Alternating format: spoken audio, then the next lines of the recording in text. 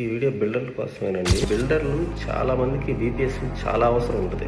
ఎలా అంటే బిల్డర్లు కానీ లేదంటే అపార్ట్మెంట్స్లో ఫ్లాట్లు కొనుక్కున్న వాళ్ళైనా తీసుకోవచ్చు. ఈ కేసులో 3 ఫ్లోర్లు 4 ఫ్లోర్లు అపార్ట్మెంట్ తీసుకుంటారు. బేసిక్ రూల్ ఏంటంటే మనం 4 ఫ్లాట్ల వరకు లేదా 4 ఫ్లోర్లు 4 ఏళ్ళ వరకే రెగ్యులర్ కేసు పర్మిషన్ వస్తుంది. 4కి మించిందంటే అపార్ట్మెంట్ కింద మారిపోద్దండి. బిల్డింగ్ రూల్స్ లాగా ఉంటాయి. ఆ లెక్కలో బిల్డర్స్ ఏం చేస్తారంటే 4 ఫ్లాట్ల కింద పర్మిషన్ తీసుకొని 10, 9, 8 ఫ్లాట్లు ఇలా నెంబర్ ఆఫ్ ఫ్లాట్స్ కన్స్ట్రక్షన్ చేస్తుంటారు. ఇవన్నీ రెగ్యులర్ చేసుకునేది కేవలం బీపీఎస్లోనే. మీకు చెప్పేటప్పుడు కూడా కొంతమంది బిల్డర్లు సేల్ చేసేటప్పుడు చెప్తారు, కొంతమంది చెప్పరు.